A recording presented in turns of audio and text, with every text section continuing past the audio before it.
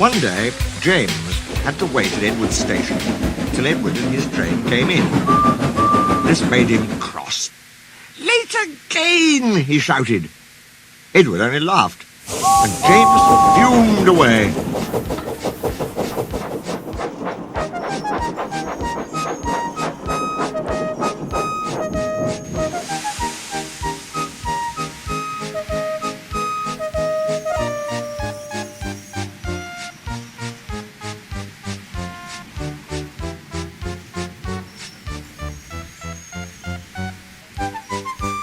"Edward is impossible," he grumbled to the others.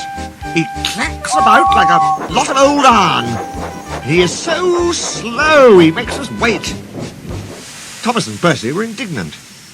"Old iron?" they snorted. "Slow? Why, Edward could beat you in a race any day." "Really?" said James huffily. "I should like to see him do it."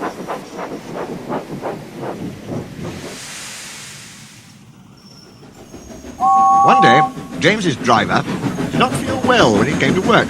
He could hardly stand. The fireman uncoupled James ready for shunting. Suddenly the signalman shouted, and the fireman turned round and saw James puffing away. The signalman was busy. "All traffic halted," he announced at last. The fireman mopped his face. "What happened?" he asked. "Two boys were on the footplate. They tumbled off when James started. I shouted at them and they ran like rabbits." "Just let me catch them," said the fireman grimly. "I'll teach them to meddle with my engine."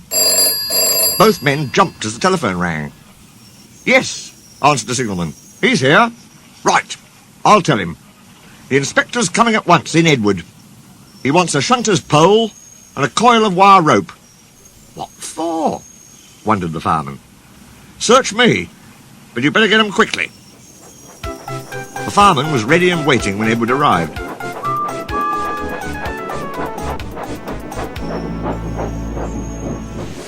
The inspector saw the pole and rope. "Good man," he said. "Jump in." "We'll catch him. We'll catch him," puffed Edward, crossing to the up line in pursuit. James was laughing as he left the yard. "What a lark! What a lark!" he chuckled to himself. Presently, he missed his driver's hand on the regulator. And then he realised there was no one in his cab. "What shall I do?" he wailed. "I can't stop! Help! Help! We're coming! We're coming!"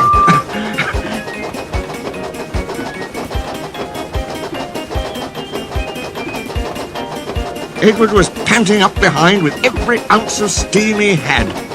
With a great effort, he caught up and crept alongside, slowly gaining till his smoke box was level with James' buffer beam. "Steady, Edward!" The inspector stood on Edward's front, holding a noose of rope in the crook of the shunter's pole. He was trying to slip it over James' buffer.